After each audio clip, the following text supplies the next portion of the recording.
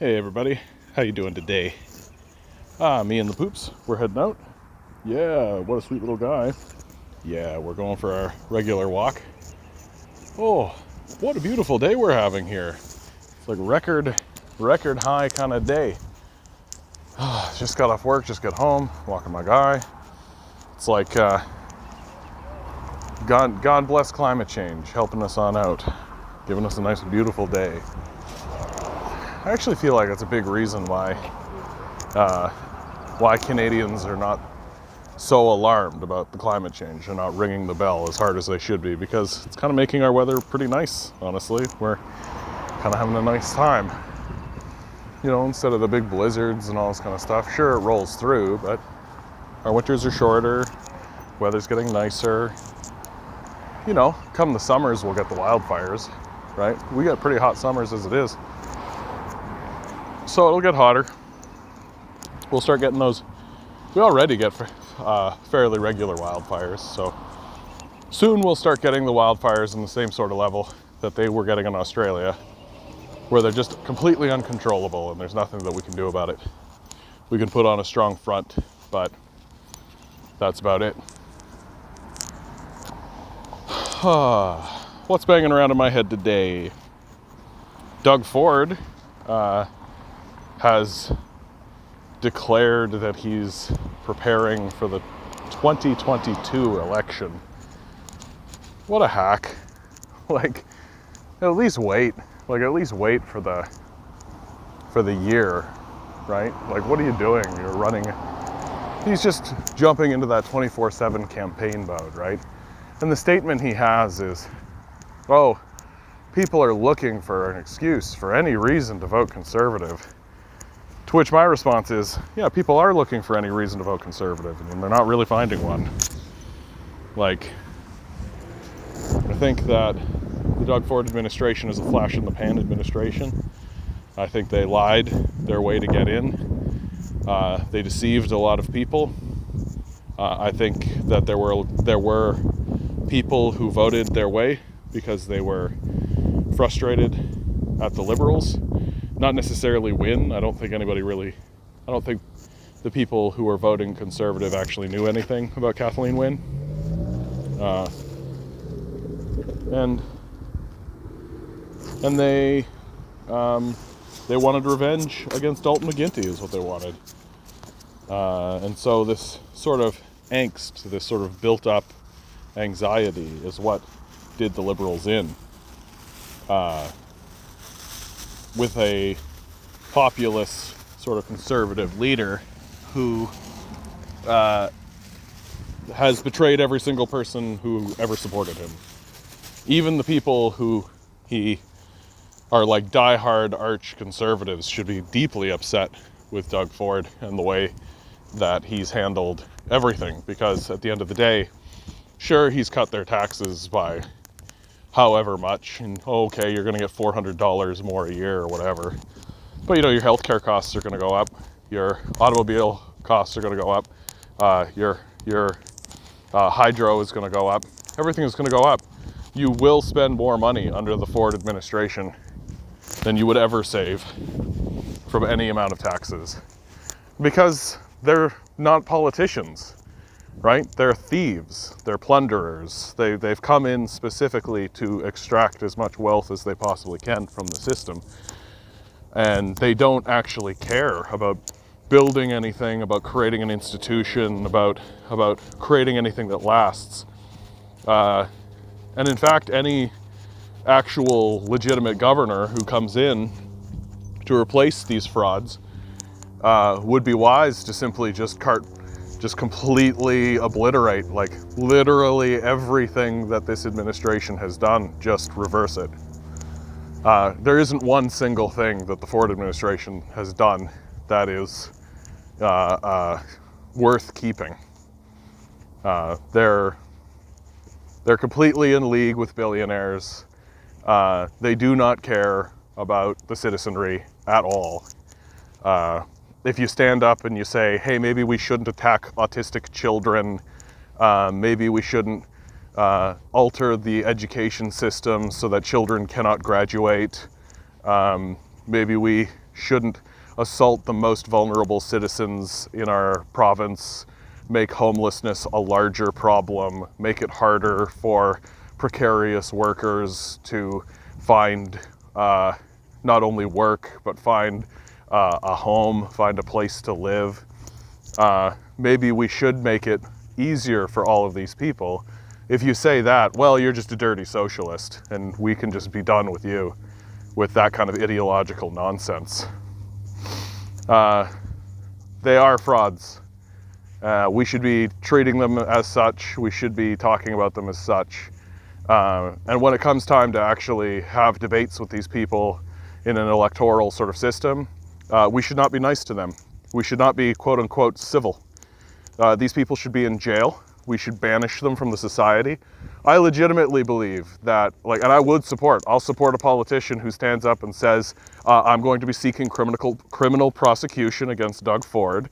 I want to see him in jail at the very least. I want to strip all lands. I want to strip all finances. I want to strip him of everything he's got and banish him from the civil society. Because we need to send a very clear message to the fascists and the thieves and the plunderers that this behavior is unacceptable. That if you're going to come in and just smash everything that we've worked decades and decades and decades to build, we're going to put you in prison. And I think that that is a centrist position. I think that that is a rational position. I don't see anything that is outlandish or absurd in saying that people who assault autistic children should go to jail. I think that that's a really normal thing to believe. And I just think that there's an awful lot of cowardice going on right now. I think that people are mainly cowardly when talking politics, that they don't actually have the courage to actually say, hey, if people assault autistic children, maybe we should incarcerate them. If people steal from vulnerable children as they are going to school and are ejecting poor people from the process, maybe that should be considered a crime. Maybe we should take that seriously. If people are going to deny the existence of climate change, this is my big thing actually. This is what I want to be talking about without a doubt. I think that if you are a climate change denialist, if you deny climate change, and I don't mean like, oh, well, climate change, well, what about this specific aspect of it that we could talk about? I want to do a scientific paper about, is the ramifications of this going to matter? I'm talking about the people who are saying climate change is not a thing, or if it is a thing, it's not caused by humans, so we don't need to do anything about it.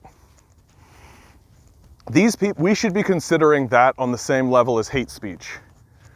Here in Canada, if you stand up and say, hey, I want to round up all the Jews and incarcerate them, you go to jail. We actually, here in Toronto, we sent somebody to jail very recently for doing exactly that. He was distributing a pamphlet that was encouraging the organization of people against the Jewish population, and so we put him in jail for a year. I don't see any reason to do anything different when it comes to people who are climate change denialists. I think that we should send these tar sands guys, we should send them to jail. We should take their money away from them. We should defund them. We should nationalize the oil fields, by the way. We should nationalize that whole industry. I don't see any reason why we're subsidizing it. We should completely desubsidize it. Should transition away from the tar sands into something more rational, and we should do it tomorrow. Like this bullshit line that they're feeding us that says, oh, well, we'll pump this type of oil instead of the really dirty oil. We'll pump this other type of oil, and the proceeds that come from that specific oil, we'll use that to fund a transition to green. And I'm like, every single oil baron should have $0. We should take all of that money away from them. They should be thrown into the ocean, as far as I'm concerned. We should take the money, and which is hundreds of billions of dollars, and we should use that to transition. Fuck these guys. I see no, it's just like it's as if the cigarette companies were like, okay, you got us. We were lying the whole time. We know, like, yep, our product causes cancer. We knew it caused cancer. We lied for all those decades that it wasn't causing cancer, but we knew it was causing cancer. But instead of accepting any regulation or accepting any changes, we're just going to change the packaging, and that should do it, right? Like, no, we should take your earnings down to zero. We should banish you from the society, because I don't care if you're doing it with a gun or if you're doing it because the sun's radiation is going to burn the flesh off of our bones. You're a murderer and probably a sociopath. Like, I have no respect for these people anymore, and I don't see any reason to respect them. And the blockades, in my view, the way the blockades are being reported is completely indicative of all this, and really reveals how captured our media is by the oil industry and by this fossil fuel mania. It's the silence, the complete silencing of the people who are actually putting up these blockades. The total, you've never seen a photo of any of these people. You don't know what they look like. You don't know their names. You don't know who they are. You don't know what they're fighting for. You don't know what they stand for, right? All you know is that you've seen that name, the we Santan da da da da da da. I can never friggin' pronounce it, so I don't even bother. I'm not trying to be disrespectful. I've just only ever read it, and I've never actually sounded it out. I should take a moment when I have some time, whenever that is. I could do it right now, I guess, but I'm talking to you lovely people. So the silencing of these people is completely indicative. It's how they're manufacturing consent, right? They're desperate. They have to ensure that you do not see a connection between climate change and these blockades. They have to make it 100% certain that you do not understand that these blockades are forming up because of climate change. And it is first and foremost a climate change issue. That the First Nations people who started to do it are involved in a land rights struggle as well. But that land rights struggle is deeply buried in environmental issues. And to hear the conservatives call these people forming up blockades radicals, it's stunning. It's stunning that if you want to build a brighter future for your children in your own country, you're the radical. But if you want to destroy and plunder and rip the entire thing down, you're civil. And that's the language that's being used by the fascist right.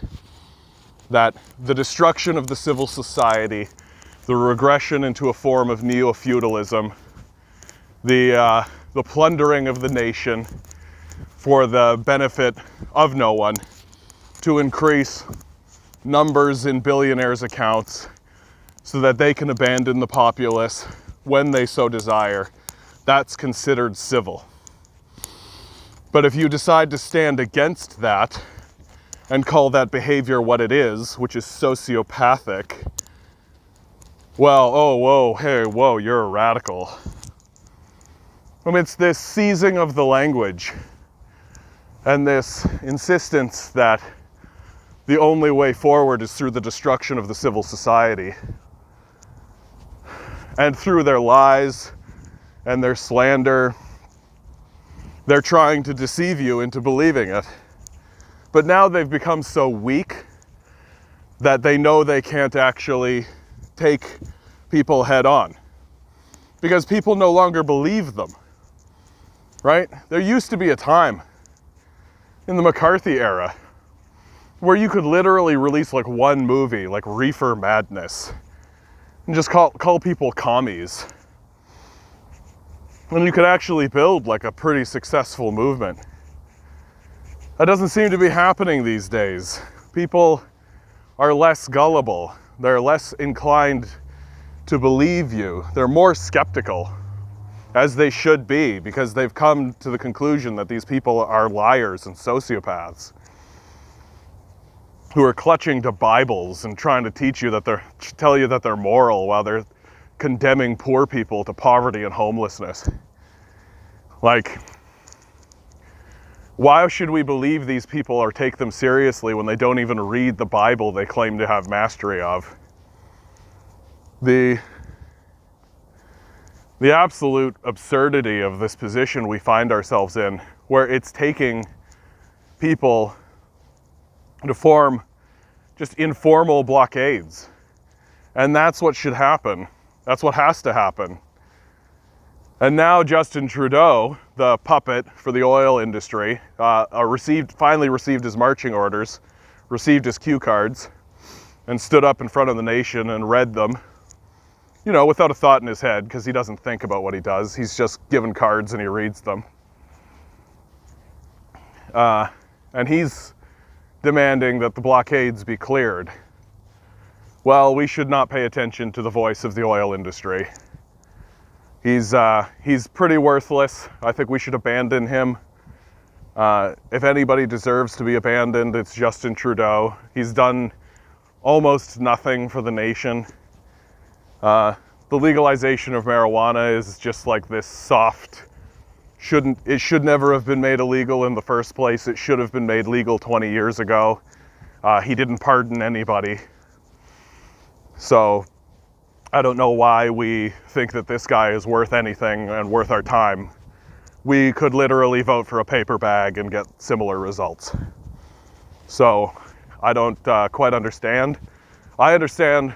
I'm glad to see that he lost support in the last election. And I'm also glad to see that the Conservatives were kind of capped, right? They couldn't actually go anywhere. And it looks like that's how they want to keep it. You got people like McKay standing up and being like, I'm going to get rid of the carbon tax. Like, okay, well, then you're not going to be the leader of the country. Like, flat out. Climate change is one of those issues, and it's been made abundantly clear that if you don't actually have a climate change policy, Canadians are not going to vote for you. Like, a certain section of Canadians are going to vote for you, but it's likely that the Conservative support is just going to bleed away, right? Like, if they continue to stand up and pound on these failed policies that are just robbing the populace, and every 4 years they're just going to keep robbing the populace. The problem is that the populace can be gullible, right? I think while the populace is skeptical, it's not yet clued in to the fact that the Conservatives and the Liberals work for the same people. It's odd that it's taking the populace a long time to realize that the Conservatives and the Liberals are in cahoots. They work together to achieve an agenda on behalf of the oil industry. And it's the classic good cop, bad cop, right? You got good cop, he'll maintain the status quo, right? Oh, and if you don't do what the status quo man says in his blackface, then, oh, well, we'll just let the bad man come in and make your life worse, right? And then when you're like, oh, grr, and you bounce off the bad man, well, here comes status quo man. Oh, am I improving anything for you? No, but I'm not going to make it worse. And that's how they work together, right? Liberals are spineless cowards who have no morals. They stand for nothing. They are complicit with fascists, and they will continue to be complicit with fascists, because if you consider yourself a middle ground compromiser, well, if you compromise with a fascist, you're a fascist. And we should be talking about that openly, and we should be saying that openly. My deep hope is that the Conservatives just implode, which is possible. Like, they have no new ideas, they've got no new thoughts, they're obviously complicit with the oil industry. And Maxime Bernier is definitely a sign of that. He formed his own party. He broke off to funnel the most hard-right racists away from the Conservative Party. And that's like a good portion of the Conservative Party, right? The hard-right racists. Like, if you don't have that in the Conservative Party, you can't elect anybody. You're not going to get anything done, right? That's a pretty large contingent of the Conservative Party. So if you lose those guys, well, what are you going to do? And in the midst of all of this, right, finally, I've been waiting for it, Greta Thunberg, the celebrity for the climate change movement, for better or for worse, has finally come out in support of blockades. She's just saying, let's do it. And I agree. And my hope is that 16, 17, 18-year-old kids that are in university, are hearing her and being like, oh yeah, you know what we could do come April? We could just form a blockade. We could spend our whole summer vacation going around forming blockades and start ripping up these tracks, right? Just start tearing the tracks up. I don't understand why we should be tolerating this.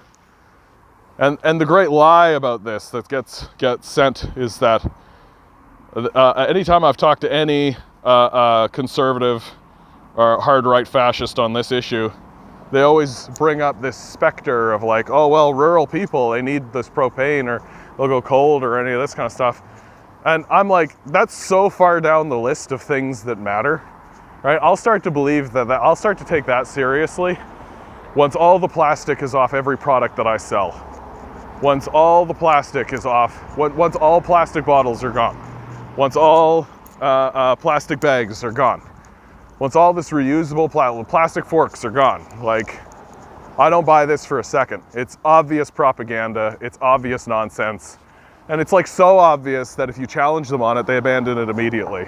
Because once they know that they haven't deceived you, because that's what they're trying to do, right? They're not trying to tell you the truth, they're trying to be deceptive. They'll just move on to another deception. Because the climate change movement is in the moral right? We use science, we use facts, we use evidence, we have conversations that are serious, and that the right will make fun of us for. And meanwhile, the right is the most destructive force maybe in the history of the planet. And they need to be confronted, and they need to be confronted seriously. And people like Justin Trudeau are not going to do that. I mean, we don't have time left for cowards, right? We don't. We need to start forming behind people who are speaking the truth and willing to do something about it, willing to take strong stands on positions, instead of this weak, limp nonsense that we get from the liberals, who are essentially just fascist lights, right? Like, I mean, all of this stuff, the clearing out of these encampments, the clearing out of all this kind of stuff, it's all happening under the liberals' watch, right? Justin Trudeau's willing to go out to